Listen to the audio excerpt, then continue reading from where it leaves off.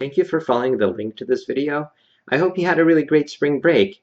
And now it's over, so it's time for us to start thinking about David Hume.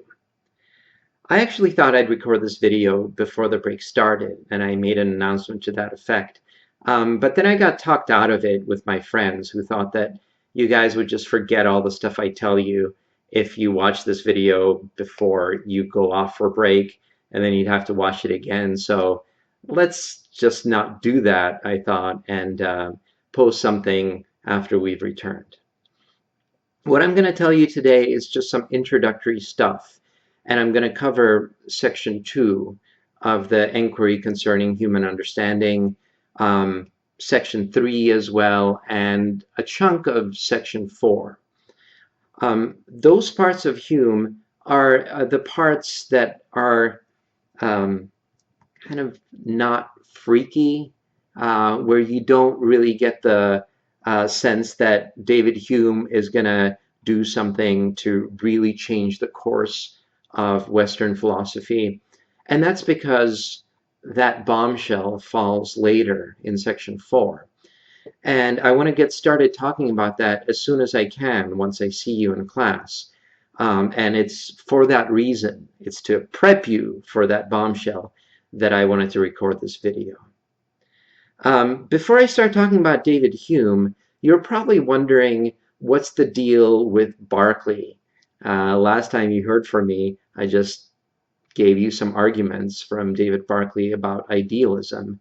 And I think we can all agree that those are pretty good, at least pretty interesting, and pretty challenging arguments. You have this book, this anthology of the empiricists. The first one is Locke, the second one is Berkeley, and Hume's the fat guy at the bottom. And you're probably thinking that there's a pattern that's been set up, that I needed to tell you about Locke in order for you to understand Berkeley, who turned out to be this guy who kind of accepted big chunks of Locke's philosophy, but found problems with certain aspects of it and realized that he can't agree with Locke's conclusions about, say, dualism and about the distinction between primary and secondary qualities, and argued for a conclusion that was really radically different from Locke. And so you're thinking, okay, we're getting to the third guy in this progression, David Hume. He's the guy you might expect who is going to copiously describe the correct refutation of Berkeley's philosophy. He's going to be the guy to lead us out of Berkeley's idealism and explain to us why his crazy conclusions really aren't supported by adequate arguments. If that's what you're expecting out of Hume, I think if you started the reading at least, you found yourself disappointed, and you will be disappointed.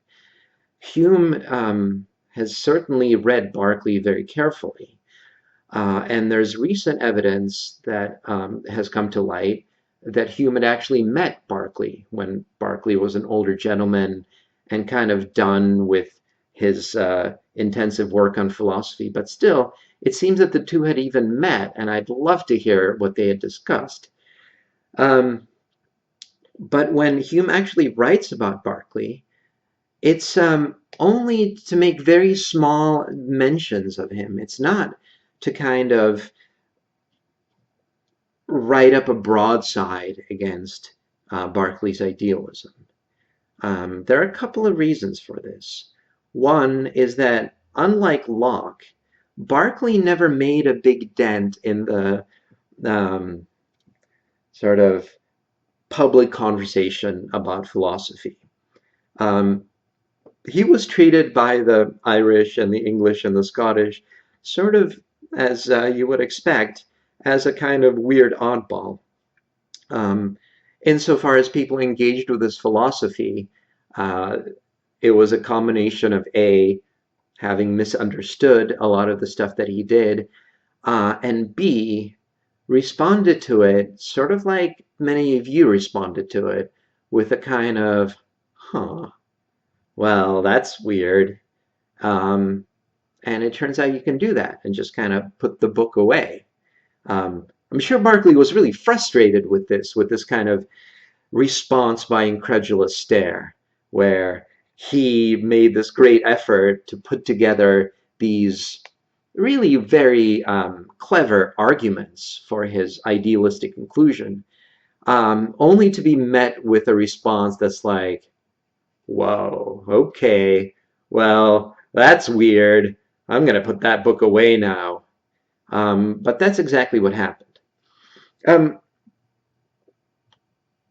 it's not quite fair to say that that's all Hume did as a response to Berkeley.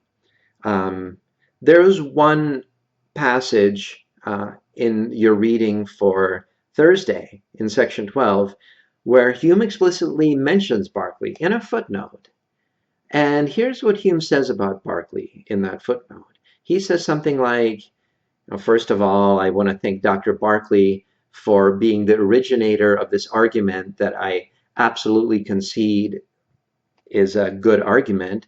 This argument about how um, Locke's primary qualities, or his so-called primary qualities, can only be apprehended through Locke's so-called secondary qualities. You remember that argument from Berkeley. That argument um, made a pretty big impact on the rest of empiricism. And the impact that it made was that empiricists after Berkeley just accepted that there is this kind of shortcoming in Locke's distinction between primary and secondary qualities. And it's because of that argument, chiefly, that later empiricists weren't too keen on sticking with that distinction between primary and secondary qualities. And so, okay, Hume gives Berkeley credit for that argument, and he says he calls his writings ingenious, and then he says, but unfortunately, and certainly contrary to Berkeley's wishes, um, it's hard to see Berkeley's philosophy as anything more than just um, fodder for skepticism. And he would have hated that. He was an opponent of skepticism. But here's the thing about Berkeley. You can't possibly believe his conclusions. It's something that you can't possibly take seriously. And because you can't possibly take it seriously, and the only outcome of his philosophy can be this kind of temporary amazement, which hopefully you experienced at some point when reading Berkeley. There's no lasting effect that his philosophy can have except to kind of make us doubt our sense and reason. And that's, the job of the skeptic.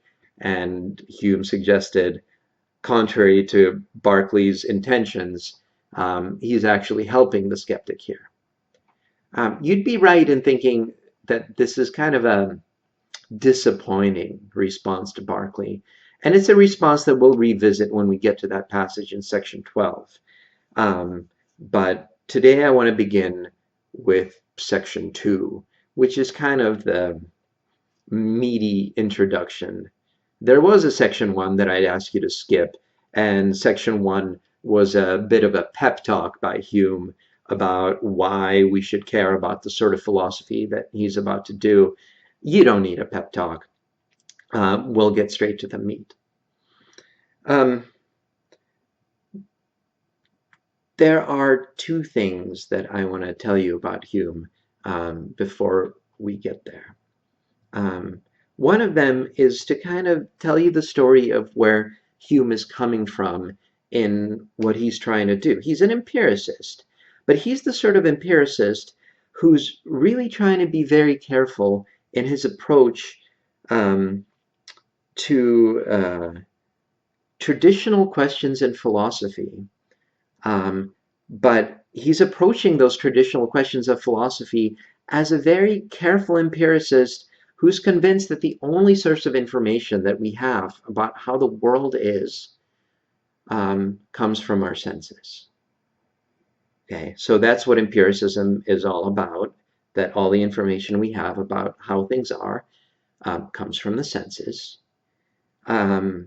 And it's the job of the empiricist to try to figure out how we can produce knowledge about the world and what sort of knowledge we can produce, given that this is a sort of limitation we have, that the only access we have to the truth is via our access to sensory ideas, to stuff that we see and stuff that we feel, that we don't learn about reality in any other way than just through the senses. That's the core of empiricism. Um, the second thing that I want to tell you is that, well, here's something that Hume said, and we have no reason to disbelieve him. Um, his hero, his role model for the project that he's undertaking isn't Locke and Berkeley, the two previous empiricist philosophers.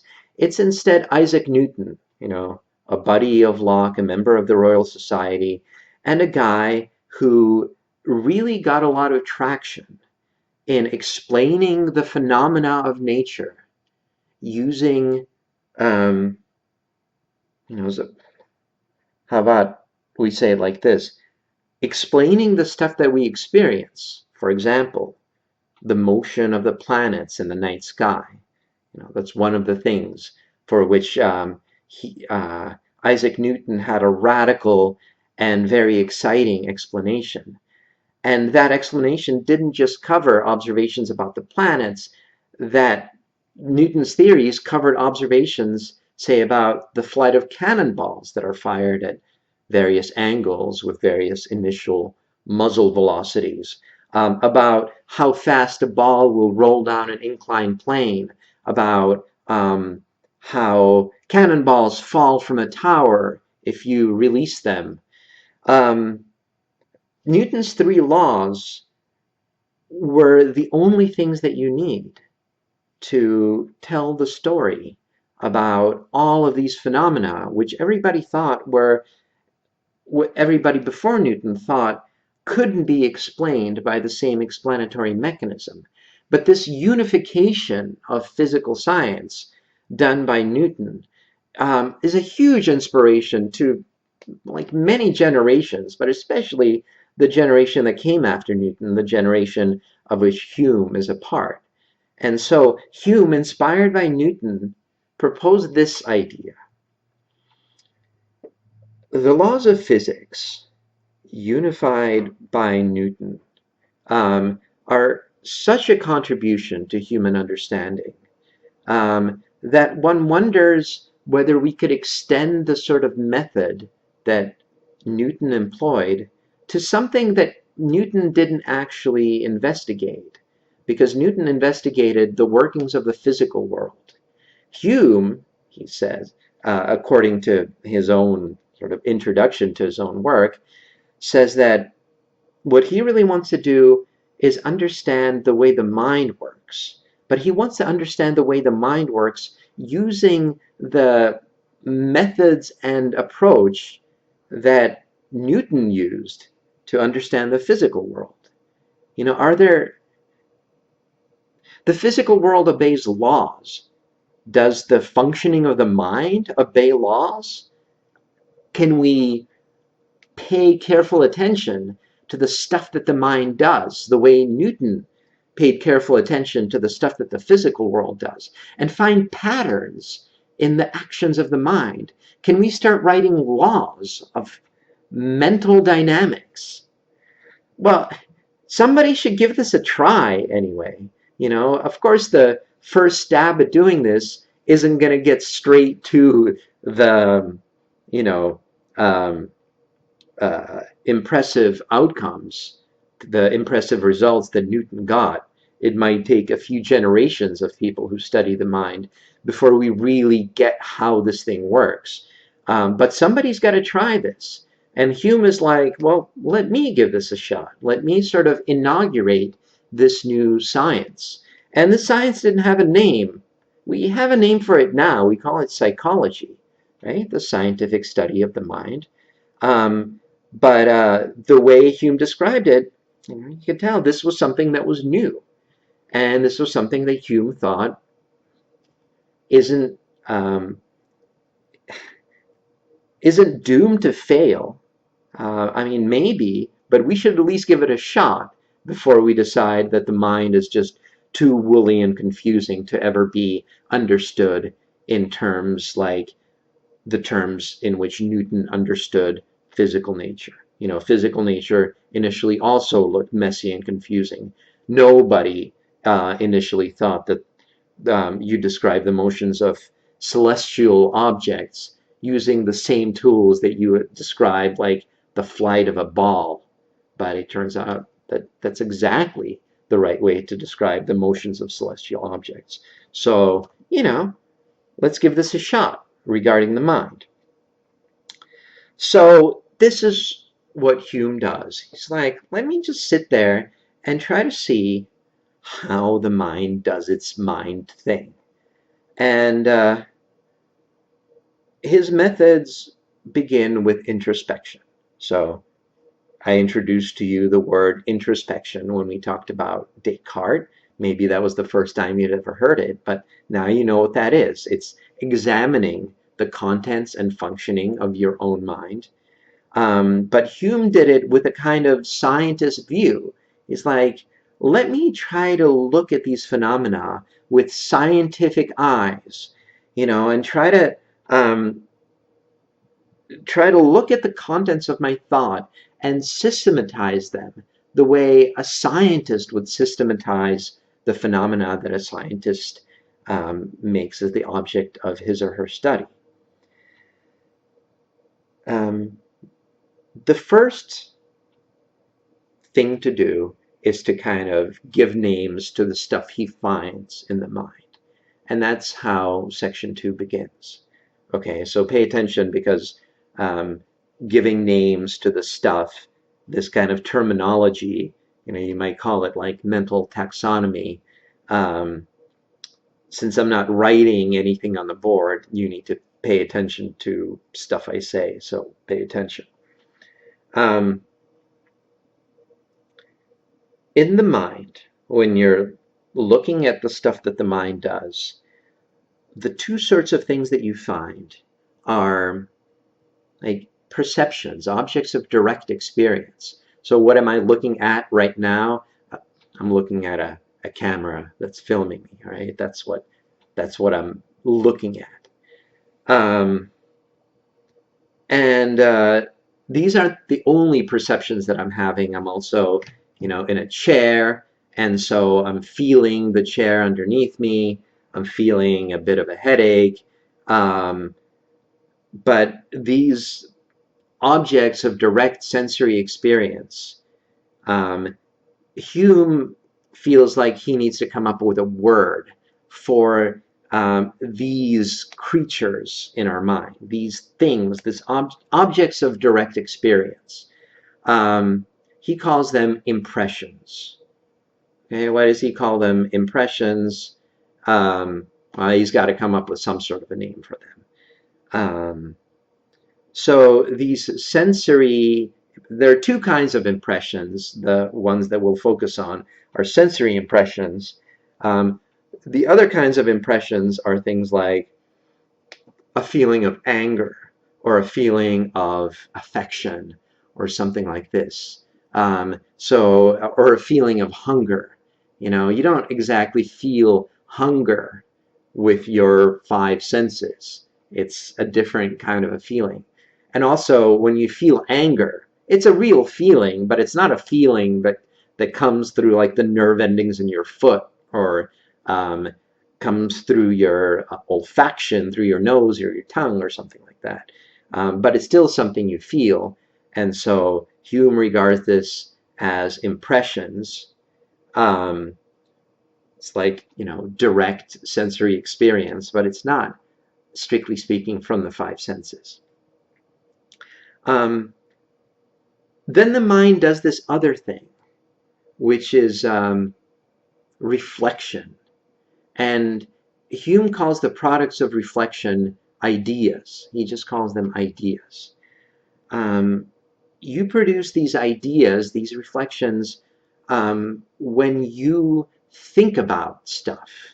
So For example, uh, when you remember something or when you imagine something, those things in the mind, these imaginings or these memories, um, they don't have the same character as these impressions, which are direct experiences.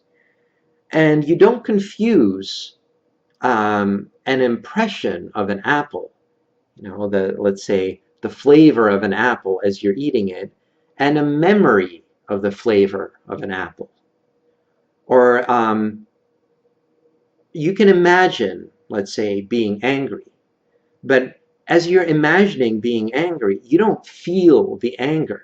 You don't confuse your exercise of imagining anger for the feeling of anger, for this impression of anger. So that distinction, if you're taking notes, on one side are impressions, these direct experiences, and on the other side are ideas, which are things that the mind creates, which are like copies of these impressions, but they're less lively, less saturated, less vivacious.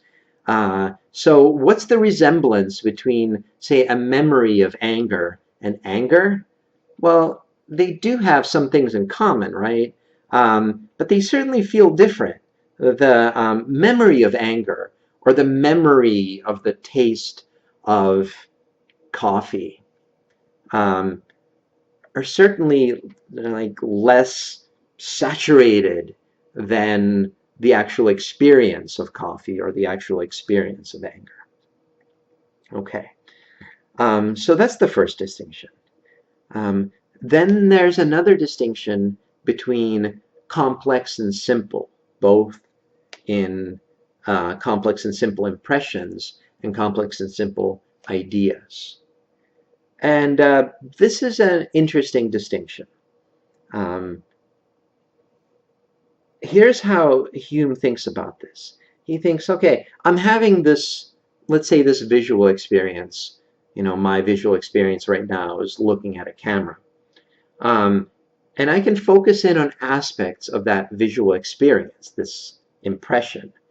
So, the camera has a color, it's a black thing, and I'm looking at the shape of the camera, the color of the camera, and these are both individual aspects of a richer thing, which is this complex impression, this full experience of my visual field. So this visual field has certain aspects, and I can focus in on those aspects. So I can focus in on, you know, the camera, then I can focus in on something more specific, say the color of the camera, and the color of the camera is black. Can I focus in on some aspect of that now? Can I focus in on some aspect of the blackness of the camera? And Hume says, well, you can play this game for a while, this sort of narrowing your focus on some aspect of some aspect of some aspect, but you can't just keep doing that. That, for example, when you get to the blackness, you can't use the tools of your mind to subdivide this impression of blackness into further components. It's like you've hit rock bottom. It's just a blackness, or I don't know. I mean, it's not like blackness is special. If the camera were red, I'd be focusing on a certain redness and I'd be like, okay, that's just the redness. I can't sort of analyze that redness anymore with any tools I have in the mind. So once you hit this sort of rock bottom, Hume says, you've hit upon what he calls a simple impression. And the complex impression, the complex visual impression, this whole visual experience that I'm having, he says is made up of finite set of simple impressions. And these simple impressions compose the complex impression, and the complex impression can be subdivided into these simple impressions. But these simple impressions are uh, they're not infinitely many of them. inside each experience.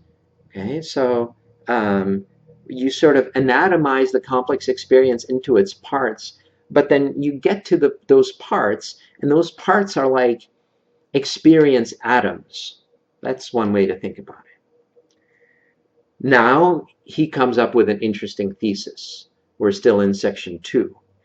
And his interesting thesis, the first sort of thesis that he defends in this inquiry concerning human understanding, is this: that ideas, now remember the difference between ideas and impressions.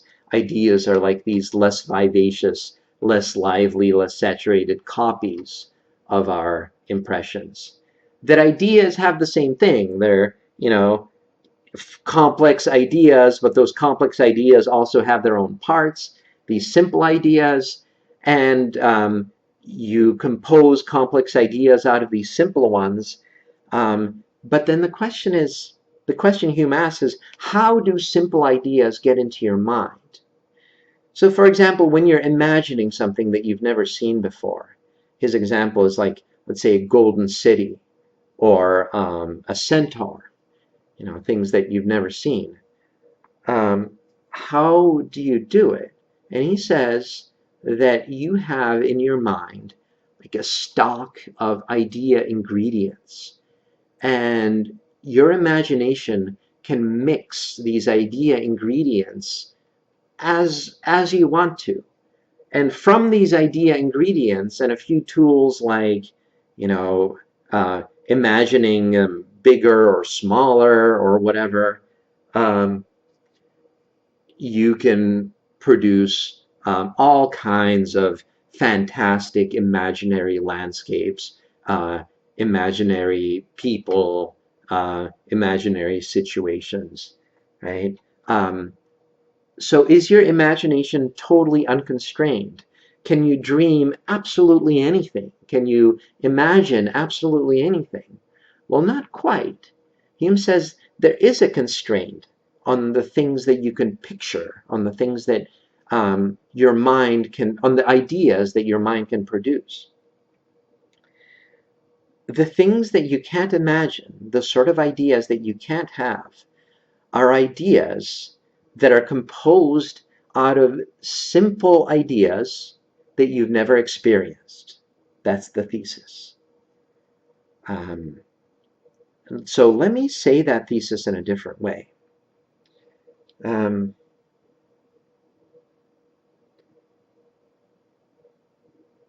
All the simple ideas that you can use in the process of forming more complex ideas are things that had to have been copied over from your experience, things that you've had to at some point have experienced, in order for those ideas to be in your mind, to be available to be used for producing, imaginary landscapes or something like that, or imaginary situations, imaginary foods, let's say. So if you've never tasted a pineapple, you can't imagine what, say, pineapple juice tastes like. You can't imagine, um, like an orange that tastes like a pineapple if you've never tasted a pineapple. Why not? Because flavors, these individual flavors are simple ideas. And in order for you to be able to think a simple idea, you first had to have experienced this simple impression. Somewhere in your inventory of experiences had to have been the experience of a pineapple if it's possible for you to imagine a pineapple tasting anything. Somebody who's never tasted a pineapple can't imagine the flavor of a pineapple. And no matter how uh,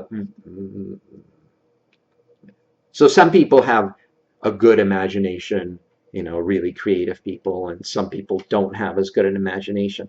But that doesn't matter. Nobody who hasn't experienced, say, the color red can use their imagination to produce for themselves the idea of redness. The only way you can have an idea of redness is to first experience redness, right? To first have the simple impression of the color red. This is Hume's first thesis.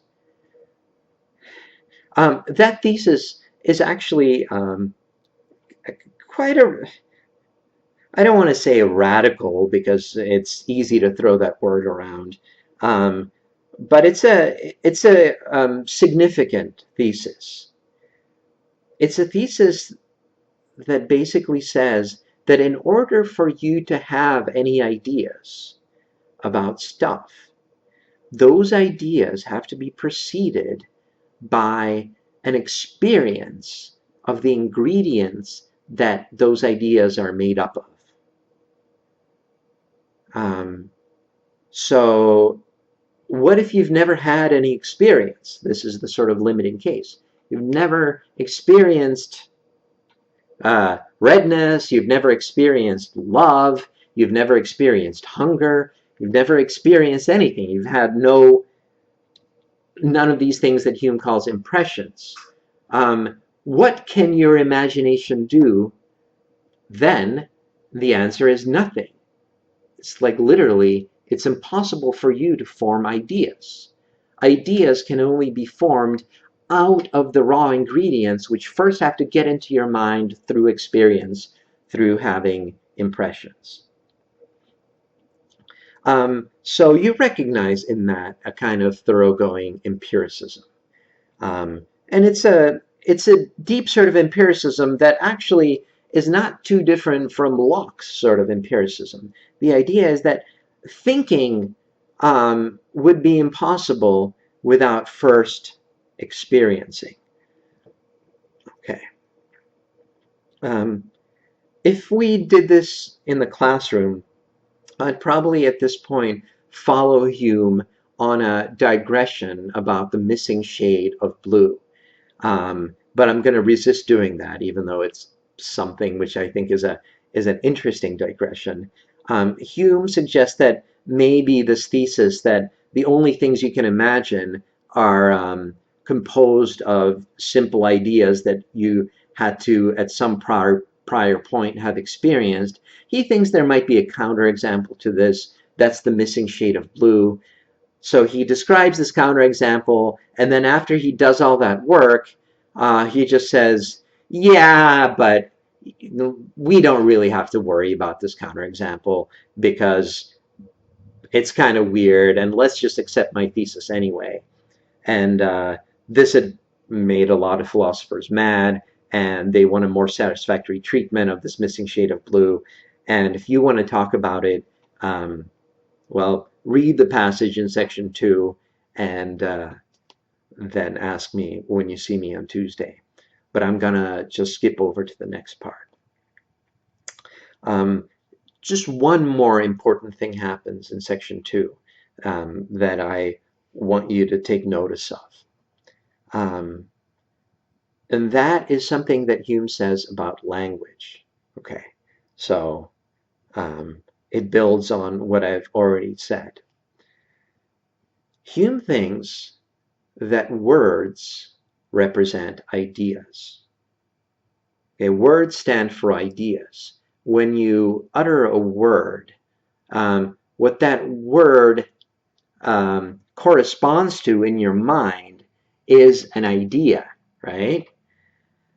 Okay, well, it's not quite that simple. With certain words, their relationship to the ideas in the mind, which the word stands for, is pretty direct. So when I say dog, that stands for this idea dog in your mind, or in my mind if I'm the one who says the word. And the mind doesn't have any trouble forming the idea of dog, even though dog isn't a simple idea. You know, you can take the idea of a dog and break it up into individual parts, like dog shape, the color of the dog, you know, dog sounds, if the dog that you're having the idea of is making sounds, dog smell, if you're imagining a smelly dog. Um, but there's no problem in this, you forming this idea of a dog. But there are some other words where if you stop and ask yourself, what idea in my mind um, is being picked out by this word? What idea in my mind does this word stand for? So take words like power or words like necessity. Hume thinks, well, it's got to be something. If this idea, um, if this word corresponds to some sort of an idea, the only way that that idea could have been thought by your mind is if that idea consists of simple ideas that were copied over from experience. That's the only way to build ideas, is to take elements of experience and recombine them in some way, maybe in some complicated way, and build ideas from those little Lego pieces, from those little experience atoms. So how do you produce, say, the idea of power?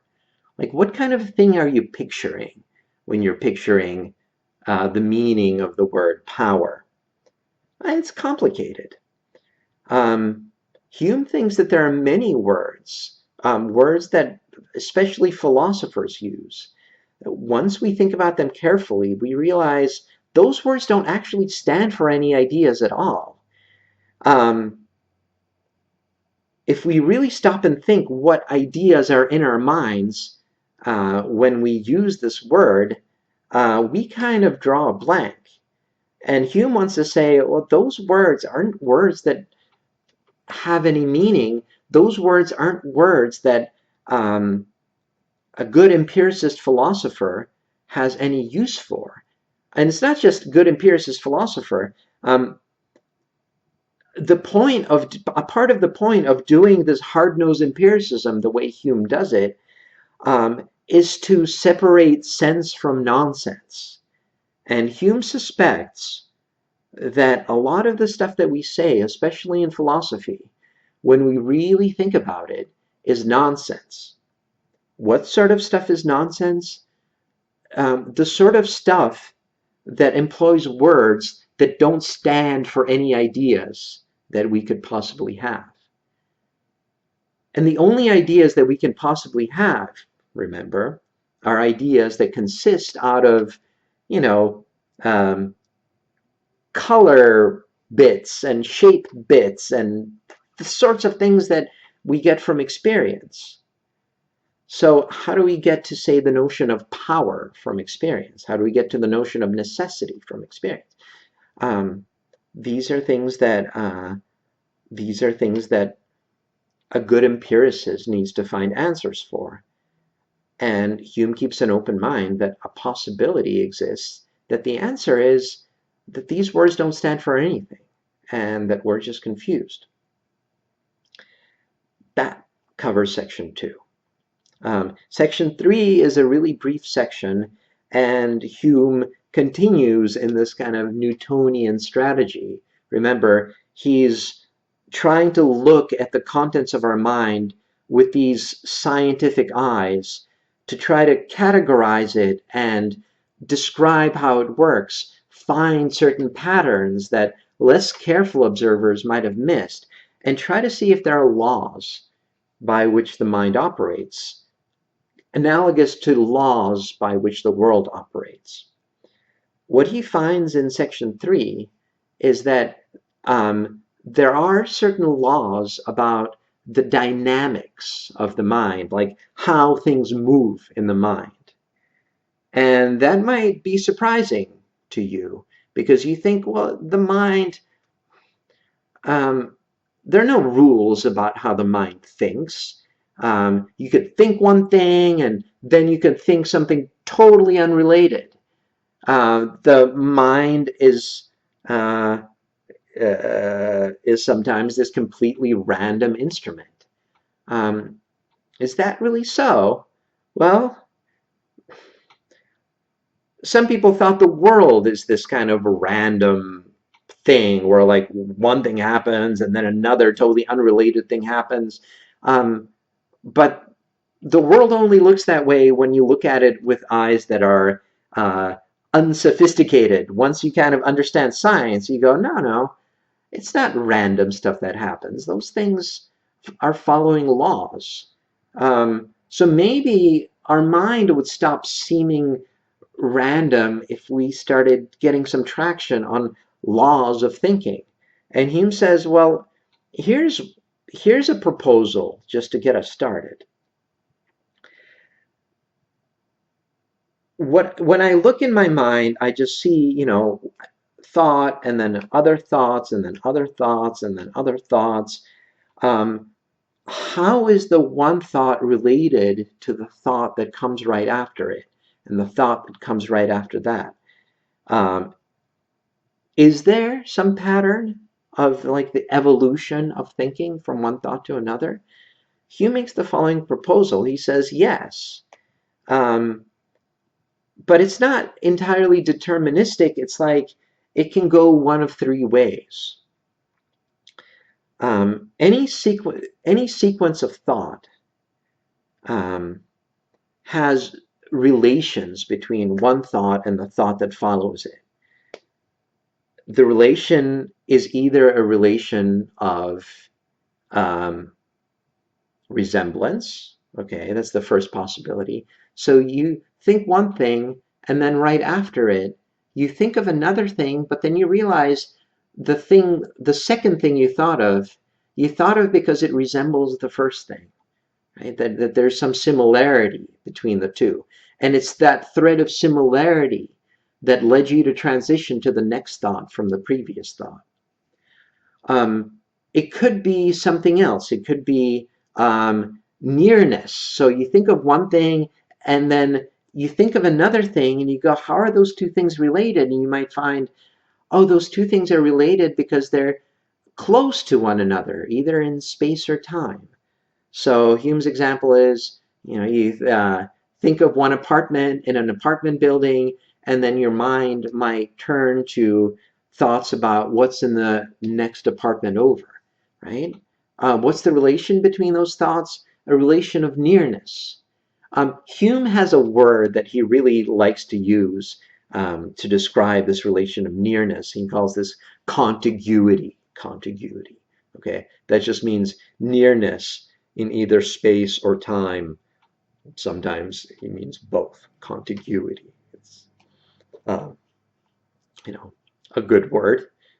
Um, and then there's a third sort of transition, and that's the transition um, when one idea is causally related to the idea that follows it. I should put it better. When the content of one idea, when the object that you're thinking about is related to the content of the next idea by the relation of cause and effect. So here's Hume's example. When you point a sword at my breast, I imagine the pain that would be caused if that sword were to actually poke me, right? So, the impression of the sword pointing at me causes me to think about how it would hurt to be stabbed by that sword. And the relationship between the pain and the sword is a causal relationship, a relationship of cause and effect. Okay? And he says, I challenge you to come up with a stream of ideas where ideas that follow one another are not related either by similarity nor contiguity nor cause and effect. And he thinks that really covers it. Even the wildest revelries where you're, just kind of freestyling from one thought to the next, your thoughts aren't unrelated. They don't just happen randomly.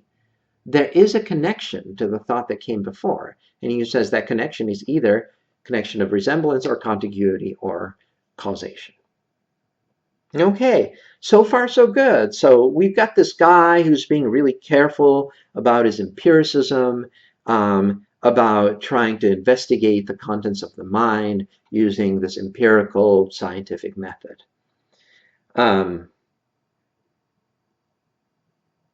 Let's move to section 4, and I'll get you started on section 4, and then we'll continue with the scary parts of section 4 on Tuesday. Let's think about those 3 relations that he just now talked about. The relationship of resemblance.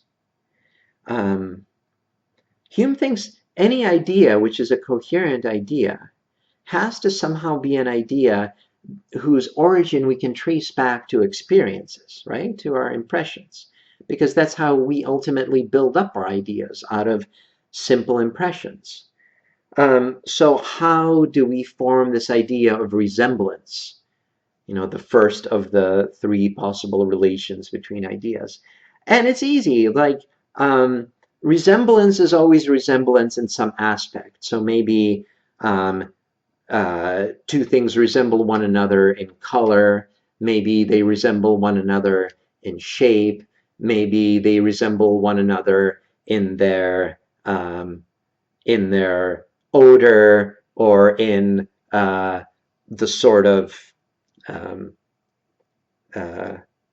environment they're typically found in, right? And there's no puzzle about how we discover the resemblance between 2 objects by experience, right? There's no puzzle in how we figure out that 2 things are similar, because we can compare them in our experience and establish that similarity, okay?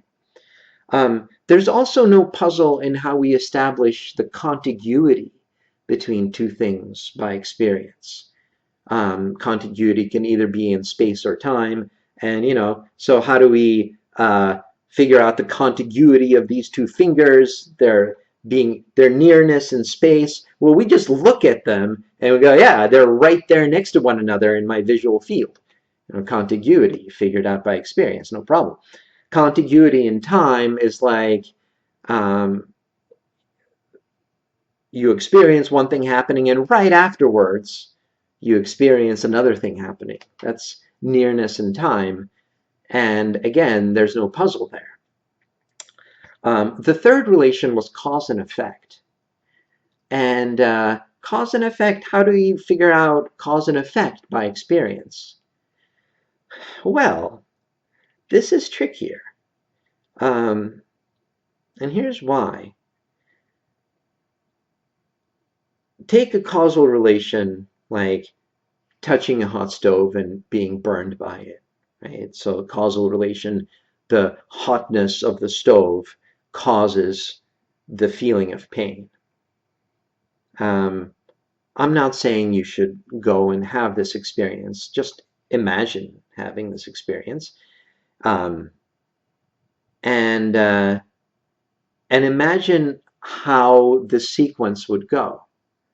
Okay, so you touch the stove, and immediately afterwards you feel the effect of that, the pain, but you don't experience the causing, okay? All you experience is the touching, the cause, and then the pain, the effect.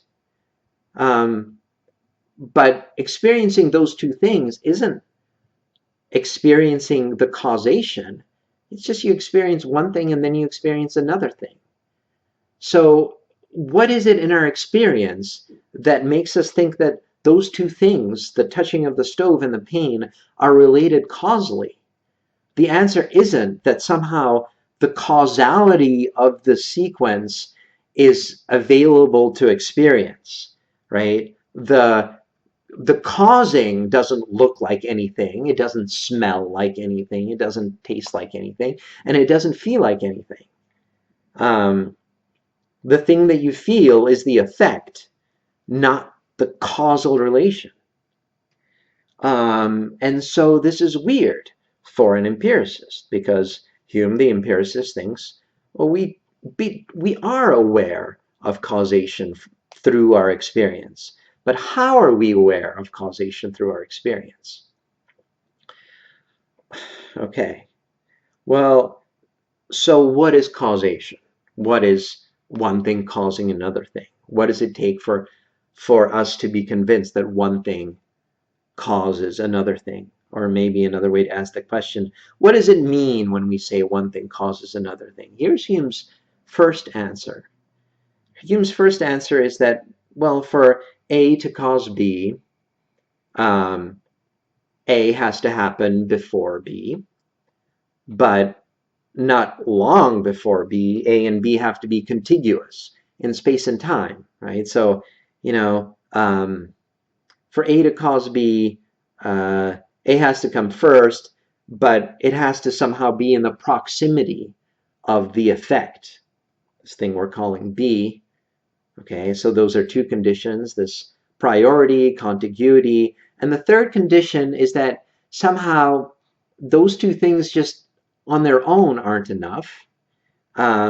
There's this third thing that needs to be satisfied, which is like necessitation. Like A makes B happen. That's what makes the relationship between A and B a causal relationship.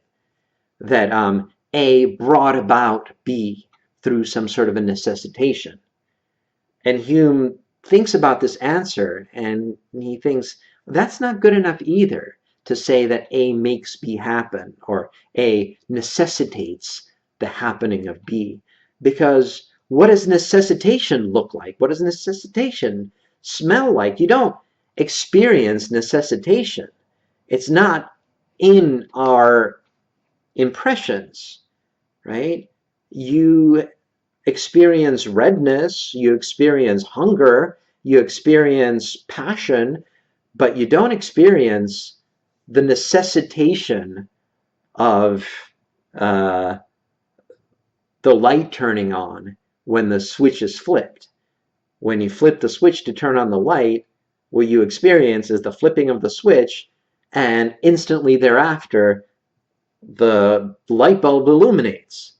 So you think this is a causal relationship, but the part that you experienced is only the priority thing and the contiguity thing, not the necessitation thing. So we got to scratch out necessitation as a legitimate candidate for how we recognize causal relationships, because necessitation is not available to experience. It's not something you observe.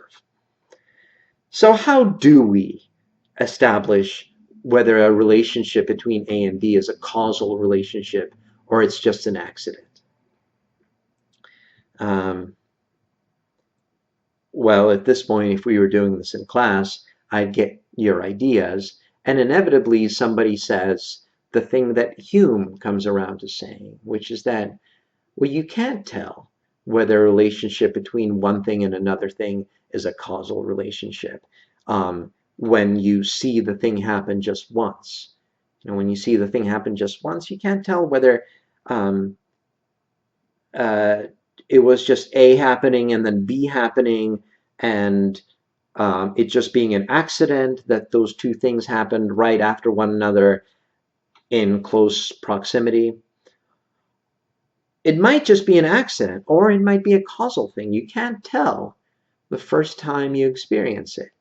You can only tell when you develop a kind of a sort of memory bank of experiences of that type of thing happening, right? So once you develop more experience with switches that are correctly wired to light bulbs, you start getting this idea that the light bulb goes on because the switch was flipped.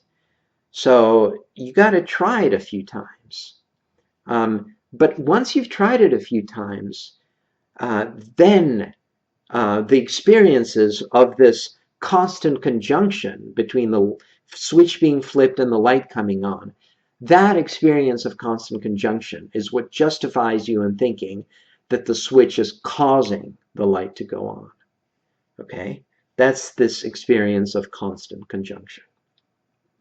And that's what Hume says is the key to how we identify causal relationships in the world, is we observe patterns in our experience.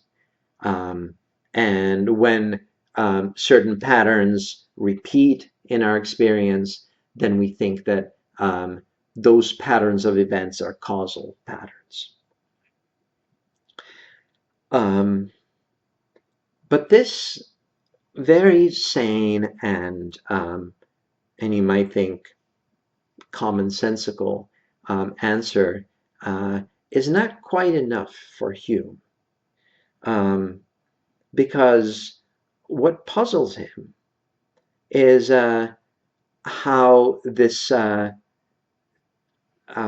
constant conjunction, why this confidence in causation justifies our confidence about the future, how these experiences of constant conjunction give us a reason to think that these conjunctions will continue in instances that we haven't yet experienced.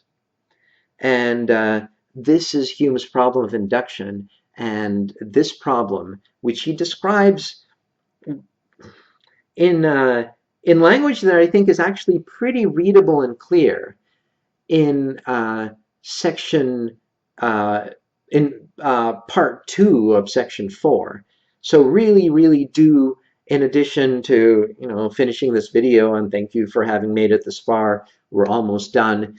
In addition to watching this video, really do review section 4 part 2, because that's a good chunk of what class will be about when we meet on Tuesday.